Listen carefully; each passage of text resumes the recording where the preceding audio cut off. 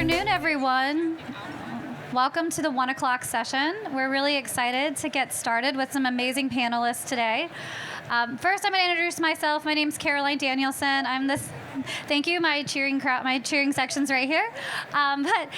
We are going to be, I'm Caroline Danielson. I'm the Senior Director of Showrooms for Ferguson Home. We are very excited to be sponsoring the Luxury Lounge this year, and we're excited to be here celebrating KBIS in Orlando. For those of you that don't know Ferguson Home, we are the luxury space that we are distributors for appliances, cabinet hardware, plumbing, and lighting, and we're in 250 showrooms across the country. And we're excited to have a lot of our customers and be here with our vendor partners and our associates here celebrating in Orlando. So without further ado, we are going to have a really thoughtful discussion today about luxury at scale. So we know that there is a lot of really unique and creative and beautiful boutique firms that are centered around high-end luxury design. And we're going to discuss about what happens when those firms get a little bit big. How do we navigate with customers when they want to meet with our incredible creators and they get a little bit too large and they have to start working with their staff, and how do we navigate through that, and what are the next steps in that process and that journey for our luxury customers. So I'm going to start off by having our panelists introduce themselves, and I'm going to let Monica go ahead and take the stage and introduce. Hi everyone, I'm Monica Santayana. I'm with Moniomi Design. I'm half of Moniomi Design, as I work with my husband, Ronald Alvarez, and I'm the other half, I guess, of Moniomi Design. And I'm Mark Haddad. I am the founder and president of Interiology Design Company in Watertown, Massachusetts. Awesome. Thank you so much. So we're going to get started off with what we think really is that principal problem. So when we think about scaling and what is the ability for us to take our actual concept, so our boutique firms, and we start to become very popular, and people seek you out, right? They come to you because you're rooted in this design, but you become too large almost, so custom. You don't have time to help every customer. How do you begin to have that personality translate into the rest of your firm, your rest of your clients, and how do you tell that luxury story every time with every customer? And Monica, I'll start with you since you're sitting here. All right, I'll go first. I think it's part of your growth experience. So first of all, it's not going to happen overnight. It's not going to be something that you have to think, right away, how is it that I keep myself present? But with the challenges of how does my team also have our voice. I think that's been a challenge. I think growing, we started as, a team of 2, then a 3, 4, and now we're 16. And I think just as you kind of gain one more employee, one more designer, you mentor them, if they're the right fit, they stay because they've, absorbed your aesthetic. They've absorbed what your ethos is, and that's essentially they'll stick around, and that's kind of why you make them part of the team. So I think that's a slow growth as far as how does your team now represent you, and how does your team now hold your voice. As far as your involvement, I think as you grow, you start having that conversation with your clients of what can they expect, right? We always do tell them that we are very involved in and we are very involved in all of the design that comes out of our studio. But we have all the faith that our team can execute our vision, and it's also collaborative. It's not that it just comes out, so I think it's really just educating or setting the expectations for your client right off the bat, so that if they don't agree with it, or if they have their own requests, you can kind of manage that from the get-go. I don't know if you agree or have anything to add. I completely agree. I think it does happen with time as part of the growth of the company. It is embedded in the culture of the studio, and what we have been doing willingly and some part unwillingly as we're growing, and we know that we cannot be in every project, is getting our team more and more involved in tasks that they're probably were not really part of before. I think also properly assigning responsibilities so that it's clear what your job is in a project, and the introduction of the team to the client at the beginning rather than towards the middle or the end makes a big difference.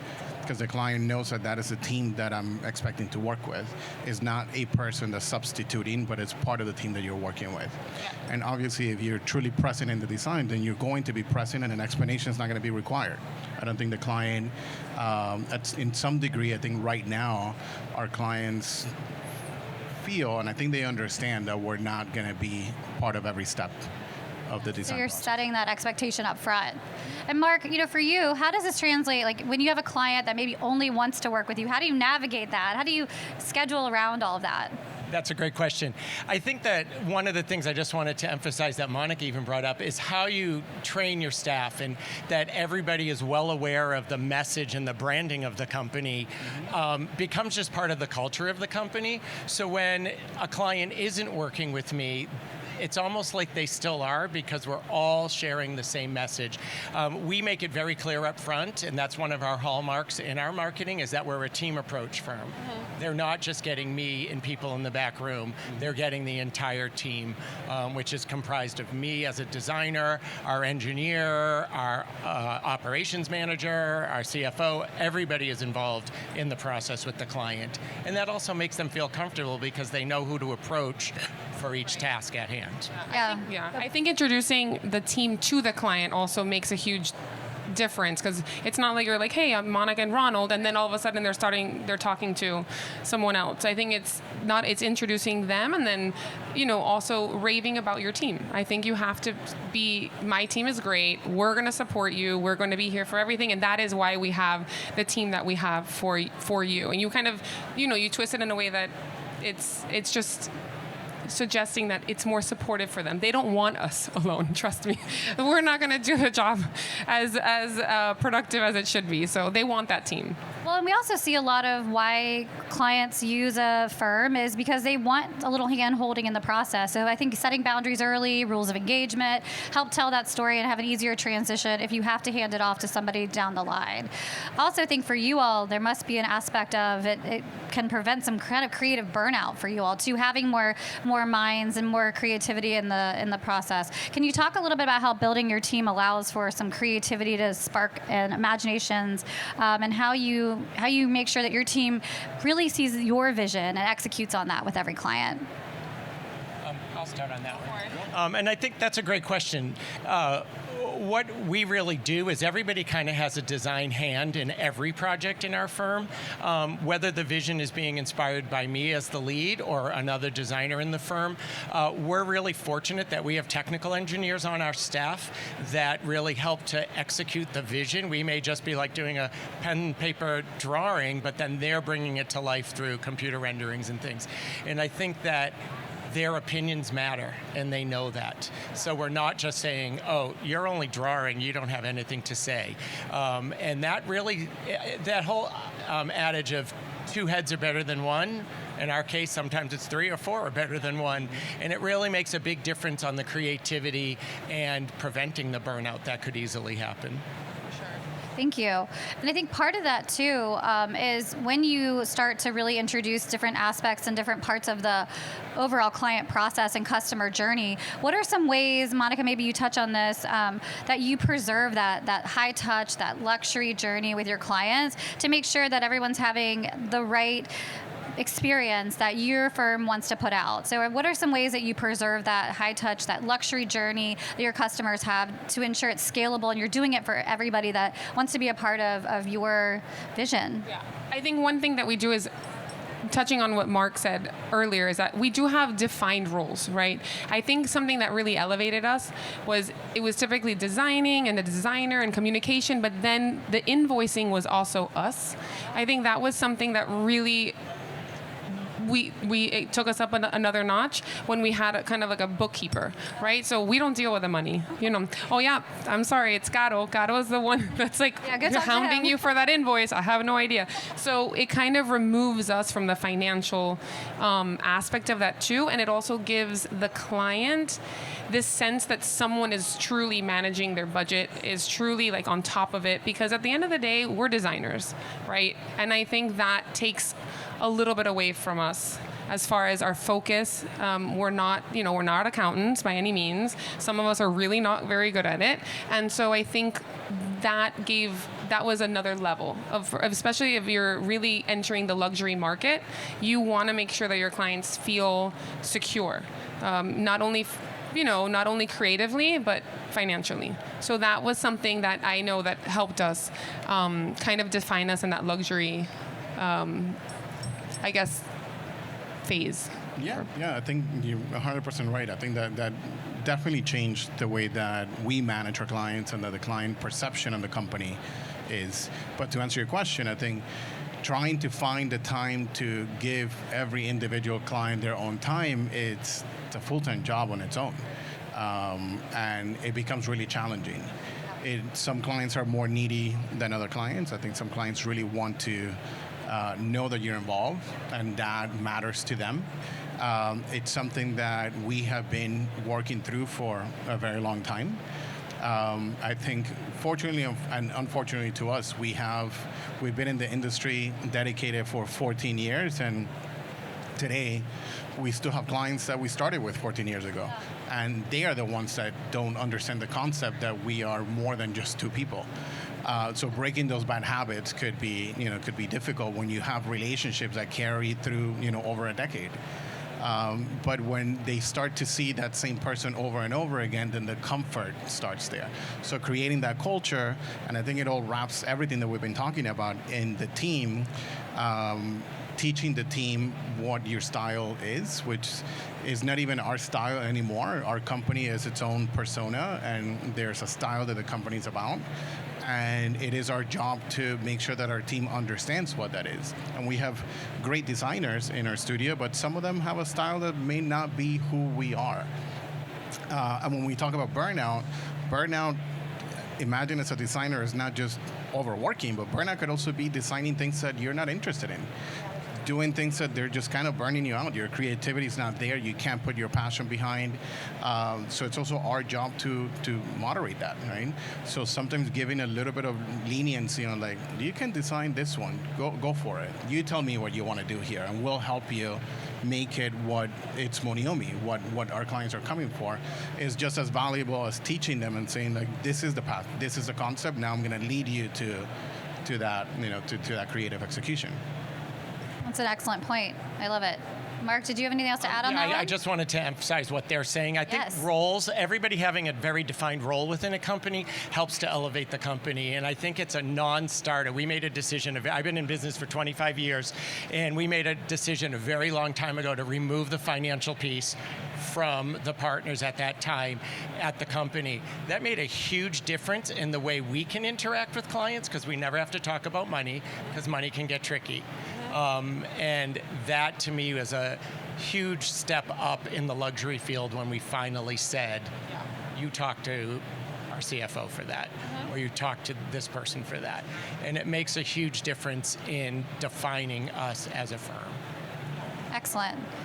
So Ronald, one of the things that you said was about the burnout, the creative passion. It's important for your team to feel like they're working on projects that inspire them. What are things that you do within your firms and for all of you that help inspire, help keep your design team running very, not trend focused, but like very forward focused in luxury specifically? And how do you ensure that everyone is designing at the right level? I think we try a lot of different techniques for that, right? So one thing we do is we travel and we involve our team in those travels, and we expose them to shows like this or international, and I think that's transformed their way of seeing design, because it sounds very cliche, but there's so much inspiration that comes from traveling. And we've been very fortunate to be able to do this with our team at least once a year. We'll go to, let's say, Milan in April, and they'll get to experience that, and that's been great. The other thing that we recognized a while ago, as we're hearing the team, which is another thing, hear your team out, they're talking, and you just gotta listen, is knowing how, like, well, I sit here, and all I do is this one project, this one thing. Everyone else seems to be working on something more exciting. Sometimes you feel that a little bit of like, what else is everyone else doing?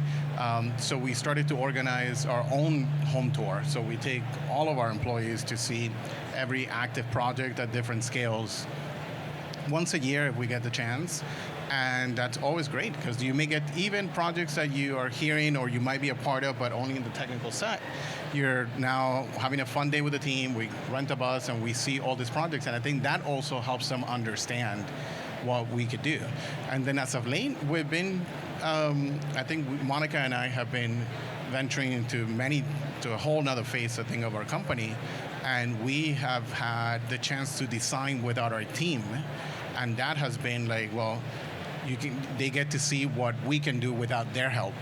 And I think that has been really eye-opening for them too. But I do, to touch on what you were discussing on travel, I think is also knowledge of products. I think the reason that you travel, and I think what makes you luxury is that you're bringing to the forefront brands that are not very recognized. I mean, our clients are coming to you for a unique value, which also means you're not specifying the run-of-the-mill products or furniture, or they want you to find what their neighbor doesn't have. They don't want what everyone else has. So I think that's also key, which is why we keep up with Milan and shows, and we really try to stay on top of what is being what's entering the market, who's the new artist. So I think that has a lot to do with also continuing to be a luxury firm. Yeah, it's very easy to fall into a pattern, and very easy to fall into things you know. So I'm a big believer in education for myself, for my team. It's a lifelong learning process in this business. No two projects are ever alike, so no two experiences are ever the same. So there's always a chance to grow and a chance for people to learn within the team and bring that back. And again, with travel, we're fortunate. We're in Boston, so lots of educational opportunities right within our local area, and that makes a huge difference for the team and what they bring and the excitement and the enthusiasm back to design projects. One other thing, and I don't know how you do this, but we meet weekly as a team and review all the projects. So everybody at any time is well aware, even if they're not directly involved in the project, what it's actually entailing, what is involved in the project, where we are with that project, and site visits are key to keep that everyone fresh and updated to see the transformation through all the different stages. Yeah, and I think what were you going to say? No, team meetings are great. Oh, yeah. We try to have them. We used to meet every Monday. Monday's like our office day, but it becomes challenging when the number of projects exceed the number of minutes that you have in a day to go through them all, and then it could become a little boredom. But we find the time to review them, and also the time for everyone to hear what other people are also doing. I think that makes them aware of, am I working as hard as my neighbor? Am I part of what they are doing? How can I become a part of that? And I think that incentive within the employees is also great. And we have a really open culture, so we share a text messaging group, we share Pinterest, we share Instagram, and we try to inspire each other. So we see something, we're like, hey guys, check this out. Look at what this brand just came out with. Look at this thing. And I think that's really important to us, so that you learn so much by how people behave and what they find interesting. So we can read through a lot of the stuff that they're sharing, and I hope that they are also being inspired by some of the things that we share with them. That's great. Thank you so much for your responses. So we know, when a firm is established and we have amazing principals like the three of you here, how do you know when your firm is ready to take it to the next level? So, how do you go from being the creative visionary for the boutique firm, and now you're kind of sitting in that operation seat? How do you know when you're ready to do that? When do you get to kind of max capacity and you're like, I need help here, right? I need to bring on reinforcements. Mark, how do you think that you would tackle that? For me, it was a feeling a long time ago. I mean, I started this business in 2001 with a partner, and it was just the two of us until we hired our first employee in 2010, who's still with us. On average, my employees have been with me for 10 years or more, and it has made a big difference when we finally took that leap. And I think it's a scary leap when you're like, oh, this is a financial commitment, someone else's livelihood is on the line, but it's also desire and I have to say I trusted my instincts on that one to say it's time, and then once you start, that trajectory just keeps going, and the energy and the momentum that you create by starting keeps you moving more forward. I feel like sometimes you don't have a choice. Yeah, I feel like that's the project comes and you're like, we either take it or we leave it. Exactly. And by taking it means we have to grow and we have to hire another designer or hire, another member of the team. And I think that's when you really feel like, okay, this is the moment. This is a pivotal moment. What do I do? Do I have, the support to do this? You kind of, that's when you got to make that decision. And I think we're fortunate because I keep saying, I'm like, I don't want any more. I don't want to grow anymore because I want it to be a smaller boutique. We're now 16, and I think it's to your point, like you are responsible for everyone's well-being, for their livelihood. There's a lot of pressure. There is a lot. And so but there's also something beautiful about it. So it's, I think again, it's, you kind of grow it, you grow into that. Monica, one thing you said was the pressure. There is a lot of collaborations, licensing, media opportunities. Speak to how you're navigating that, and Mark as well, and Ronald as well, how we navigate that as your brand and your personality gets out there and you're sought after. What are those next steps? How does a designer, a smaller boutique firm really start to kick that process off? I think it's, I guess I'll start. I think it starts with one, having been in the industry long enough where you are recognized for your aesthetic, right? For your style, for your projects. And I think that's when you really start to grow in a way that I think it's fulfilling, right? Because interior design is grinding. Okay, we are grinding, we are hustling, but up until we have the fortune to or the ability to be able to grow our team. And I think when you've reached that point where you are recognized for your aesthetic, it's really relieving because then you are able to do collaborations. Like we just did a lighting collaboration, with Corbett, and it's been amazing. And it's just wonderful to have another outlet of design, right? That's not for a client, that's not for, a space or a company or a brand or anything like that. And that's really fulfilling, but I do think that comes with time. That comes with, having grinded and hustled and then you're, and that's your reward. And I think really, in addition to what Monica said, really developing a process is what you also can be known for, which is really our hallmark. People come to us because of that level of detail that we're known for. New England's a little bit different than Miami. We don't really have a developed aesthetic. We kind of cater to what the client wants. We're dealing with a lot of historic homes, and that ability to really kind of flex with the client is one of our hallmarks. But it's what they're seeing us for is the way in which we approach that, the level of detail, the level of experience, the certifications, the background that we bring to the table makes a huge difference and helps us to grow in that scalable way. And I think to add to what Mark was saying is I think understanding that growth has no maximum. No. You have to continue growing. There's no way around it. If you stop growing, then you stop growing. And I think your business becomes dormant and it becomes boring. So I think it's as growth, and I don't mean growth by employees or numbers. I mean growth, professionally, even emotionally. We can now deal with clients that we couldn't deal with, that I would have had a nervous breakdown had I dealt with them 10 years ago. So I think your growth is on all levels, that it contributes to your success. Sure. Yeah, and I'll add to Monica on that. I think that's great. I think you're right. I think we grow in so many more ways than just size. I think size is not as important. I think we grow individually, we grow as professionals, and that growth can be told without expressing any words. I think people understand it, right? We have conversations now where maybe it's a matter of confidence. We really do know what we're doing, and I don't have to waste my time around trying to sell you on something. You should trust me. That's why you're hiring me, right? And I think we put that same level of confidence into our story, into our brand, into our vision, who we are. And I think reaching that level kind of does bring a bit of recognition that you might have not even necessarily called for. I don't know that a lot of what we're doing now was in our vision board, maybe to some degree, but we were just kind of talking about it today. It's like we are very proud of who we are. I'm proud to be here. I'm proud to be sitting in front of everyone here, and I'm proud of what we've done. I think it deserves a bit of an applause for us to be. And I think it takes us full circle to echo what you just said, Ronald. It's a lifelong learning process, and that has to do with so many different types of growth that just brought us back to one of your original questions.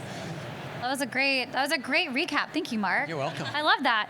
So before we turn it over to questions, so make sure you're all forming some very excellent questions to ask our panel. So we'll come around in a few minutes. But I did want to just do a little lightning round. So whoever feels like they want to grab the question, grab it. But what is one boundary that you absolutely enforce with every client? Hours of communication. Yes? We're not available 24/7. I love that. I love that. You got to have a life outside of this life, right? You have to. Awesome. Thank you. What is one thing that you used to do that you no longer do any longer at work, not in your personal life? Everything. I used to hang. I used to build. I used to clean. I used to paint. Oh my gosh. I love it actually, but I don't have time to do that anymore. You don't do the physical labor anymore. I don't. We have a team for that. And I think from a paperwork, the biggest thing for me is I don't check acknowledgments anymore, Yeah. which is such a time-consuming process. Yeah. My team does that for everything from cabinetry to furniture to anything that's being ordered, which is fantastic to get to that level. Yes. What is one major misconception about a boutique firm? That it's more expensive, although it may be, but it's not. It's not necessarily the cost. What you're getting is the detail. You're getting the level of service. Typically you're a boutique hotel because you've done maybe more elevated projects. You're getting another level of service that you're not getting at a boutique, a boutique firm. But it's not necessarily more expensive. You're getting something different. So. All right, I'm going to ask every one of you this question because I think it's a really good one. So, would you grow differently knowing what you know now versus when you started out? No. I've learned so much from my mistakes, and I would hate to do them again and be in that position, but I've been there, done that, and it taught us so much, and that's something with our team too. We review mistakes and how can we avoid them and how can we fix them and how do we take accountability for that in a more professional way that just we all learn from. So no, I wouldn't do it any differently. I don't know. I wouldn't either. No? And the same thing, you learn from your mistakes and that's how you grow and that's how you become better. I love that. Ronald, anything from you? No, I agree. No? Awesome. Okay, and then the last question is, what do we think the future of luxury is? I know it's a very vague question, but if you had to pinpoint something, Ronald, I see a spark in your eye. What do you think? Well, someone mentioned earlier how luxury, I was talking to Jill Cohen, and she's like, luxury to me is having one free hour. Oh my gosh. And having time. Yes, and I was like, that's luxury. And yes, and that is what we kind of provide our clients. We do provide our client, the biggest luxury is our time.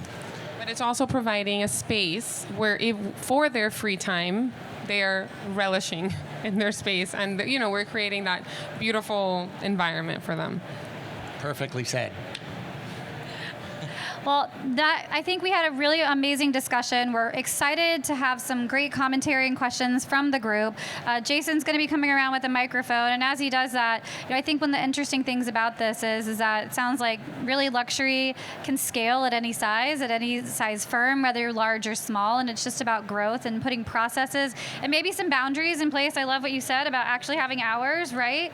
And then ensuring your team and succession planning, and you're creating a vision that is landable and people understand, and it's executable as well. So thank you so much. But we'll need you, so keep your mics ready because Jason's going to come around with questions, and I will call on you. So I know many people out here. So you mentioned the importance of moving the invoicing and the finance side off to someone else. What's your process for having the initial budget conversation with clients and the continued inevitable conversations when things balloon? So I think in our case, we have, and we try to explain this to our clients as they like it or not, our approach is a bit organic. We feel like it's hard to determine a budget when you don't know what you're doing. So what we try to do is have open, transparent conversations about where we stand at different points in the project until we can agree to what we move forward with, right? We're not going to be blind about what we're doing, but we have found too many times that if a client comes saying, I have X for this project, most of the times their number is incorrect. It's always going to be more because things cost more than you think. But you need to be driven there. You need to be told, explain why. And if you explain it properly, then they'll agree to it because you know what you're working on. And if you don't, then you know that you need to change your mind and do things a little differently. And I think one thing is transparency is key. So the more open you are about what costs are up front, the better. We do things a little differently. In my firm, first of all, we never use the word budget because budget puts a cap. We always refer to it as cost estimate, which is saying it could be this, but it could also go in either direction. And that makes a big difference in the language in which you're explaining it to a client with. And we also don't do that cost estimate until we have something tangible to actually be looking at in pricing. So it's a little bit more accurate, if you will, to what they're expecting. That was a great question. Thank you. Any other questions? Oh, there you go.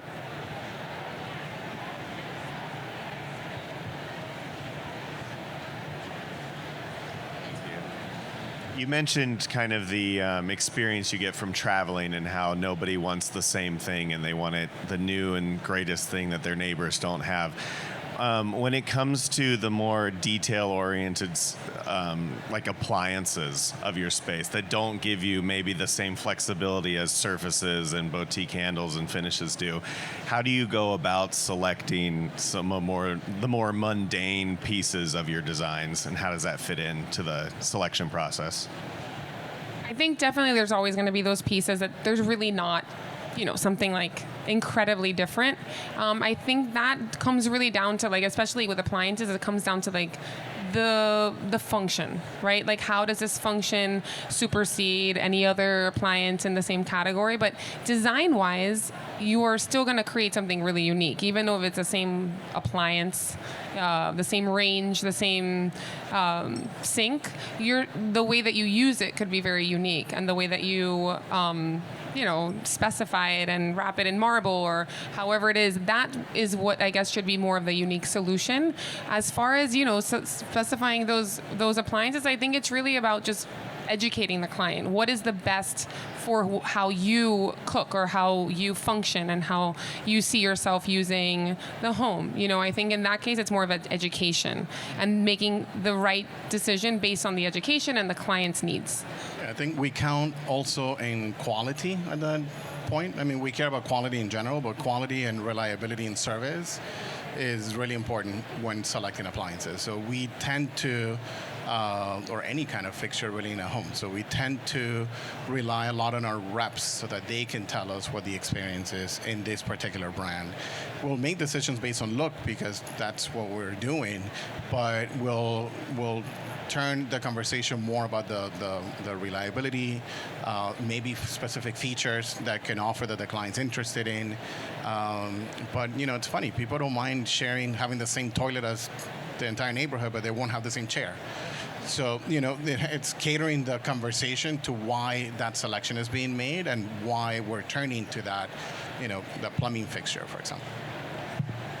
And one thing I'll add, just from a Ferguson home perspective, when we think about appliances, sometimes it's the actual installation. Do we need inset cabinets? Is there a certain type of, push activation door that needs to happen because we're doing a very modern or contemporary cabinet overlay? And there might be technologies and features that client wants because they want that to blend away. Maybe they don't want to see an entire kitchen full of appliances. And so there are some really incredible niche products out there. I mean, gosh, we've done kitchens where the kitchen doesn't even have the 60-inch La Cornu range plugged in, and they have an actual butler's kitchen in the back. And so it's just, how are they functioning and what is the aesthetic and style? And then we can help guide them to the right pieces that fit that aesthetic look, but also function, so people can actually cook and clean in those environments as well. That was a great question. For all three of you, curious to know what design trends were dead that you think are going to make a resurrection. Oh, that's always tricky. I know. I think we were actually talking about this yesterday. I think silver is making a very big comeback. I mean, it's already back. We love our nickels and everything. I think brass and the gold tones and we're taking kind of center stage, and I think we're seeing kind of a circle back of just your silver tones. That's one I think I've identified that we've been discussing recently. I don't know. And I think regionally, that's a very different question. Being from Yes. New England, we're, years behind everywhere else. So, what's already gone in Miami, we're just getting. So it's, I think that really makes a difference. But we tend to, as a luxury firm, not design to a trend. We really individualize that to the client, and that, I think, becomes personal. As to what is determined a trend or not. And I think when we had another panel this morning, one of the topics is I think what's trending now is making your spaces much more customized and personal to you. Before it was like, oh, well, let's just do the streamline, it caters to everyone for resale value. And I think it's very important now that every space truly functions and supports your lifestyle.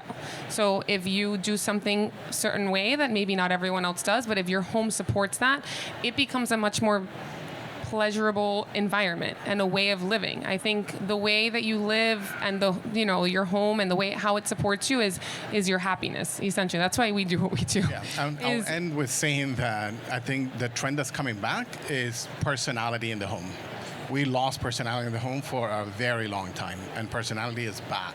Homes look like whoever lives there, or like someone lives there. Yeah. Collected, colorful, layered, lived in. It feels, you can see who lives there. Like, I want to see it. I want to walk into a space and go, I think this person I think they travel. They seem like they're studious. I don't know. You want the environment and the space to truly reflect the person that lives in it. So I think that's very exciting and rewarding as an interior designer as well. I think the minimalism is out and maximalism is in these days.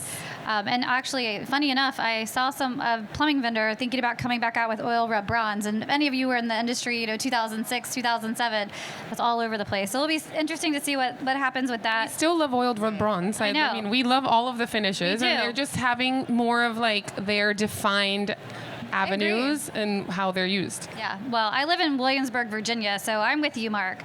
We've always been polished brass and polished nickel everywhere.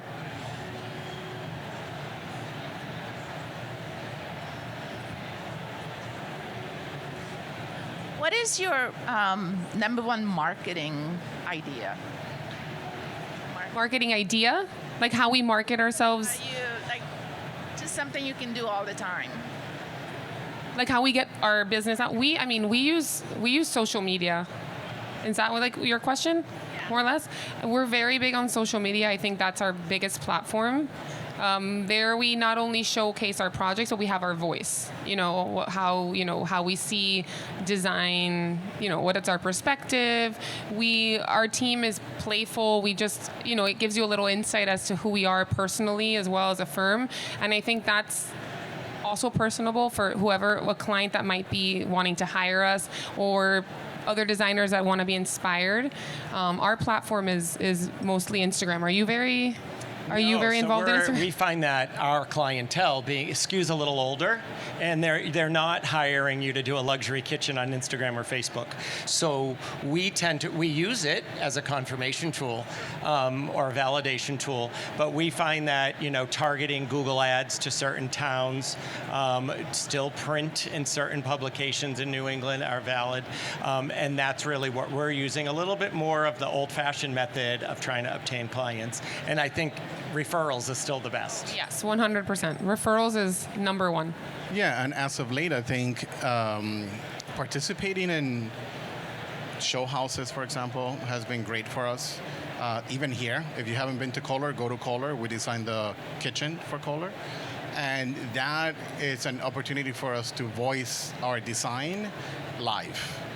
And that's design that hasn't been dictated by anyone, but it's been fully created by us with the purpose of showing you what you don't necessarily are going to see very often and showing you a piece of who we are in this space. I think that's been transformative for us for the past since 2018. I we did agree. our first show house. You're right. And we have been able to really show who we are through these show houses in ways that our projects can never speak that language. As luxury firms, how are you approaching the influx of new technologies, dare I say AI, and other platforms that help to make things more efficient for you? Are you embracing the new technologies that's coming forward? Are you thinking about it in terms of wanting to keep that human element? Is it a combination? Yeah, I don't think we're separating human element. I think we're just trying to figure out how to make our lives a little easier. So we are trying to embrace to the things that matter to us. So something, for example, that doesn't really matter much to us is that we're not a rendering firm. We're not, show me a photorealistic rendering. That's not what we do. We feel like there's a lack of personality when you do that. And ultimately, it's something that's been manipulated by someone to show you what reality could look like, but it's not real. So we rather engage our clients in multiple points of figuring out what we're trying to present. And it's a combination of materials and images and textural, and there's sensory in that. But we are using a lot of AI to try to get rid of the mundane. So tasks that are mundane, that they're just annoying and we have to use it. And we're trying to stay on top of it because things are changing very quickly. So nobody has taken this role in the company, but I recently put it out there. Like, if anyone wants to be the ambassador of AI, please come work with me. I don't have the time to do this, but I will love to help to try to figure out how to embrace it more. And I think one thing that's helping us and how we're embracing it without losing the personal touch is we're using it for meetings. Now we're not taking notes. It's recording the meeting, it's summarizing it for us, and then points aren't getting missed either. It's actually a little bit more accurate. Hard to believe, but Yeah, and like the smaller tasks too. I think that's where, right now we're using it internally more so, like apply this fabric to this chair. Okay, great. And then rather than, going on a Photoshop or whatever it is that you do. So little smaller tasks that, streamline a little bit and create a little more efficiency. That's how we're implementing it right now. But I think it's endless what you're going to be able to do with AI, and that's a whole other panel that we can get into. Do we have time for one more question, or? All right, well, I think that about wraps us up. So Monica, Ronald, and Mark, thank you so much for spending time today. Thank you so much for spending time with us, the audience.